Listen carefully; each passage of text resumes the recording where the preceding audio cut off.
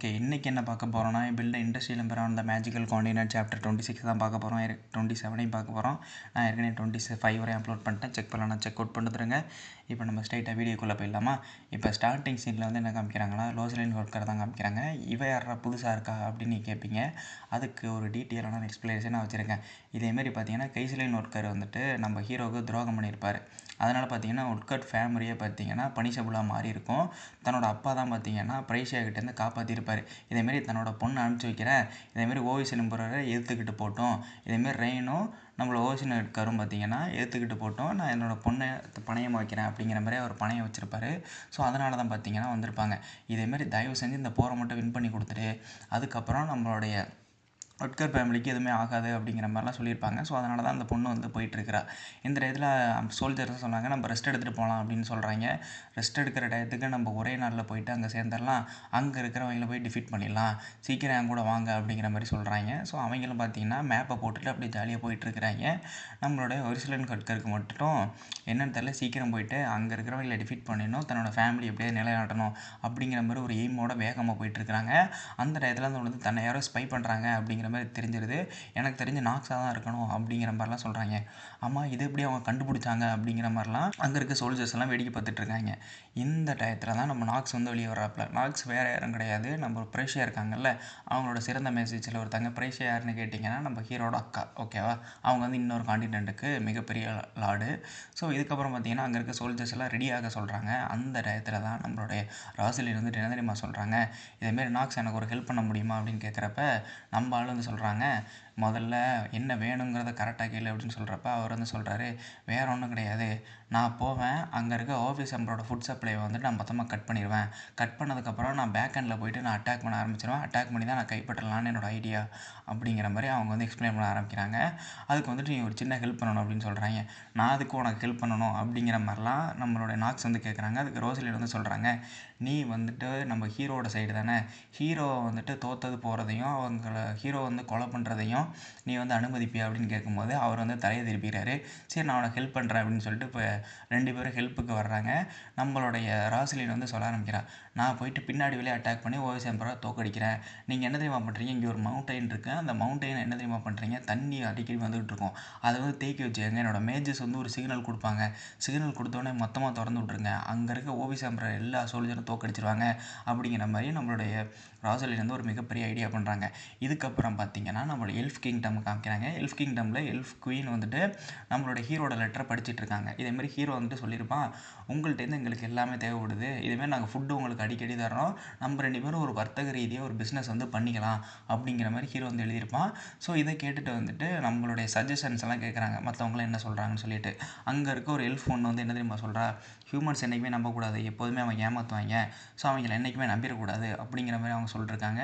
இந்த இடத்துல இன்னொருத்தர் வந்து என்ன தெரியுமா சொல்கிறாரு, அவங்க சொல்கிற எல்லாத்தையும் நான் அக்செப்ட் பண்ணிக்கிறேன், ஆனால் என்ன, நம்ம ஹியூமனோடைய ஃபுட்டை நம்பி தான் இருக்கோம், அவங்களோட ஃபுட் சப்ளை தான் நம்மளுக்கு இப்போ தேவைப்பட்டுருக்கு இருக்கு, ஸோ நம்ம எல்ஃப் வந்துட்டு இன்னும் கொஞ்சம் காலங்களுக்கு வாழணும்னா ஹியூமனை டிபெண்ட் பண்ணி தான் இருக்கணும், ஸோ இந்த ஹியூமனை பார்க்குற ஓரளவு நல்லவனாட்டம் தெரியுறான், ஸோ இதனால் பார்த்தீங்கன்னா நம்ம டீல் போட்டுக்கலாம் அப்படிங்கிற மாதிரி சொல்கிறாங்க.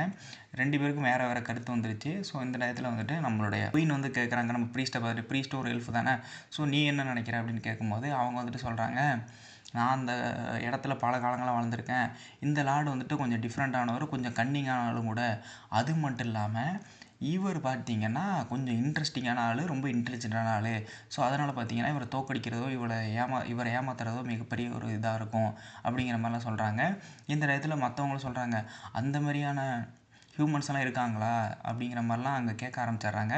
இதுக்கப்புறம் நம்மளுடைய இந்த எதிர்த்து பேசினாங்கள்ல ஹியூமன்ஸ்லாம் ஏமாத்துறவங்கன்னு சொல்லிட்டு, ஸோ அவங்க வந்து கேட்க ஆரம்பிக்கிறாங்க, நீங்கள் ரொம்ப கன்னிங்கான ஆளுன்னு சொன்னீங்க, ரொம்ப இன்ட்ரெஸ்டிங்கான ஆளுன்னு சொன்னீங்க, ரொம்ப இன்டெலிஜென்ட்டான ஆளுன்னு சொன்னீங்க, ஸோ அவரை நம்பி இப்போ நிறைய பேர் போர் தொடுத்துட்ருக்காங்க, இதேமாரி 2 போர் அங்கே நடந்திருக்கு, ஸோ இப்போ கூட ஒரு போர் நடந்துக்கிட்டு இருக்குது, அந்த ரேஞ்சுக்கு ரொம்ப மோசமான ஆள் தான், அதேமாரி பார்த்தீங்கன்னா இந்த போரில் அவர் தோத்துட்டானா என்ன பண்ணுவார், இந்த பிஸ்னஸ் டீலே வேஸ்ட்டு தானே அப்படிங்கிற மாதிரிலாம் கேட்க ஆரம்பிக்கிறாங்க. நம்ம ப்ரீஸ்ட்டுக்கு இதுக்கு பதில் தெரில. இந்த இடத்துல எல்ஃப் குயின் வந்து சொல்கிறாங்க, நீங்கள் சொல்கிறதும் கரெக்டு தான், போரில் தோத்துட்டா அந்த பிஸ்னஸ் டீல் மொத்தமாக வேஸ்ட்டு. ஸோ அதனால் நம்ம போரை போய் பார்க்க ஆரம்பிச்சிடலாம். ஸோ போரில் யார் ஜெயிக்கிறாங்களோ அதை பொறுத்து நம்மளை முடிவை மாற்றிக்கலாம் அப்படிங்கிற மாதிரி முடிவு பண்ணுறாங்க. இந்த நேரத்தில் பார்த்தீங்கன்னா இந்த ஆஃபீஸ் எம்பரில் நான் 1,00,000 சோல்ஜர்ஸ் இருப்பாங்கன்னு சொன்னேன்னா அந்த 1,00,000 சோல்ஜர்ஸும் வர ஆரம்பிச்சிட்டாங்க. நம்ம ஆளுங்க இப்போ தான் ஏரோவே ரிலீஸ் பண்ண ஆரம்பிச்சிட்டாங்க. இந்த நேரத்தில் செலினா வந்து கேட்குறாங்க, நான் இப்போ என்னோட மேஜிக் சக்தியை பயன்படுத்திட்டேன், வெயிட் பண்ணு, இன்னும் எல்லாருமே வரல, நம்ம ட்ராப்புக்குள்ளே எல்லாம் மாட்டுட்டோம் அப்படிங்கிற மாதிரி நம்ம ஹீரோ சொல்லிட்டு இருக்காப்புல. நம்ம ஹீரோவும் வெயிட் பண்ணிருக்கான். ஆனால் என்ன, அங்கே இருக்க சோல்ஜர்ஸ் எல்லாருமே பார்த்தீங்கன்னா வாளுக்கு மேலே ஏற ஆரம்பிச்சிட்டாங்க. எனிமி கிங்டம் சேர்ந்தவங்க. நம்ம ஆளுங்க நினைக்கிறாங்க, ஐயா முக்கால்வாசி ஜெயிச்சிட்டோம்டா, வாளுக்கு மேலே ஏற ஆரம்பிச்சிட்டாங்க, எல்லாம் போங்கடா, எல்லாம் அட்டாக் பண்ணுங்கடா, நம்ம ஜெயிக்க நேரம் வந்துடுச்சு அப்படிங்கிற மாதிரிலாம் எல்லாம் அனுப்பிட்டு இருக்காங்க. இந்த டயத்தில் தான் ஹீரோ வந்து சொல்ல ஆரம்பிக்கிறான், இப்போ போயிட்டு உன் மேஜிக் சக்தி யூஸ் பண்ண அப்படிங்கிற மாதிரிலாம் ஒரு ஆர்டர் கொடுக்க ஆரம்பிச்சிட்டாங்க. இந்த டயத்தில் நிறைய சோல்ஜர்ஸ் வாளுக்கு மேலே வந்துட்டு இருந்தாங்கன்னு சொன்னேன்ல. ஸோ அவங்கெல்லாம் பார்த்தீங்கன்னா ஹீரோ அட்டாக் பண்ண வந்துட்டு இருக்காங்க. ஃபைனலாக சோல்ஜர்ஸ் எல்லாம் சேர்ந்துட்டு நம்ம ஹீரோவை ப்ரொடெக்ட் பண்ணிட்டுருக்காங்க. நம்ம ஹீரோ வந்து சொல்லிடுறான், செலினா ஃபயர் அட்டாக் யூஸ் பண்ண, அந்த ஃபயர் பால் வந்துட்டு என்ன தெரியுமா பண்ணணும், அந்த தண்ணியில் போய் விழணும் அப்படிங்கிற மாதிரிலாம் சொல்கிறாங்க. அதுவும் லோ லெவலில் யூஸ் பண்ண அப்படின்னு சொல்கிறாங்க. ஸோ லோ லெவலில் என்ன தெரியுமா பண்ணுறா, ஃபயர் பாலை ஸ்ப்ரெட் பண்ணி அனுப்புகிறா. ஒரே ஃபயர் பாலாக அனுப்புனா தான் பிரச்சனை. ஸோ ஸ்ப்ரெட் பண்ணி அனுப்புனா பிரச்சனை இல்லை, அந்த ஆயில் மேலே இந்த நெருப்பு பட்டா போதும் அப்படிங்கிற மாதிரி தான் நம்ம ஹீரோட கணிப்பு. ஸோ அதுபடி யூஸ் பண்ண ஆரம்பிக்கிறாங்க. ஸோ இந்த டயத்தில் வந்துட்டு மேஜர்ஸ் எல்லாம் நினைக்கிறாங்க, இது எதுவும் மிகப்பெரிய அட்டாக்கு, ஸோ உங்கள் ஃபுல் ஸ்ட்ரென்த்தை யூஸ் பண்ணி இதை டிஃபெண்ட் பண்ணுங்க அப்படின்னு சொல்கிறாங்க. ஸோ அங்கே இருக்க எல்லா மேஜர்ஸும் சேர்ந்துட்டு ஃபுல் டிஃபென்ஸில் யூஸ் பண்ணிருக்காங்க. அவங்களோட மேஜர்ஸ் எனர்ஜி எல்லாம் குறைஞ்சிட்டே இருக்குது. அதாவது அவங்களோட மானாலாம் கொஞ்சம் கொஞ்சமாக ட்ரெயின் ஆகிட்டே இருக்குது. இந்த டயத்தில் நம்ம ஆஃபீஸ் வந்து நினைக்கிறாங்க, ஃபைனலாக இந்த மேட்சை நீ இழந்துட்ட, ஸோ இதுக்கப்புறம் உன்கிட்ட ஒன்றுமே இல்லை அப்படிங்கிற மாதிரி நம்ம ஆள் வந்து சிரிச்சுக்கிட்டே இருக்கிறாப்புல. இந்த டயத்தில் பார்த்தீங்கன்னா கொஞ்சம் ஃபயர்லாம் இருக்குல்ல, அதெல்லாம் பார்த்தீங்கன்னா தண்ணிக்குள்ளே போயிட்டு வந்துட்டு இருக்குது. இதை பார்த்துட்டு நம்மளால் நினைக்கிறான், என்னடா தண்ணிக்குள்ளேலாம் ஃபயர் யூஸ் பண்ணிட்டுருக்கீங்க, சுத்தம் முட்டா பசங்களாக இருப்பாங்க போல அப்படின்னு சொல்லிட்டு அங்கே இருக்க சோல்ஜர்ஸு, அங்கே இருக்க குதிரை சிரிக்கிறத பார்த்தோன்னே எனக்கே சிரிப்பு வந்துருச்சு. அந்த ரேஞ்சு கொஞ்சம் அனிமேஷன் இது ஓரளவு நல்லாவே பண்ணியிருக்கானுங்க, அதாவது வரைகிறத. ஸோ இந்த டயத்தில் பார்த்தீங்கன்னா நம்ம ஆஃபீஸ் எம்பரர் வந்து நினச்சிட்டு இருக்காரு, எல்லாம் முட்டா பசங்க, இன்னும் கொஞ்சம் நேரத்தில் என் காலுக்கு அடியில் அப்படின்னு நினைக்கும் போது பின்னாடி ஒரு மிகப்பெரிய பிளாஸ்ட்.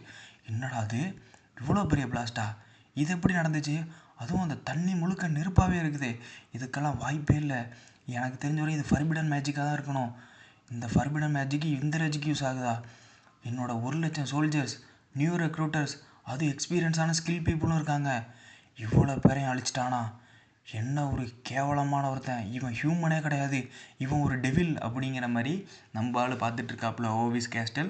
ஸோ 1,00,000 பேரையும் நம்ம ஆளுங்க வந்து ஈஸியாக கொண்டுட்டாங்க.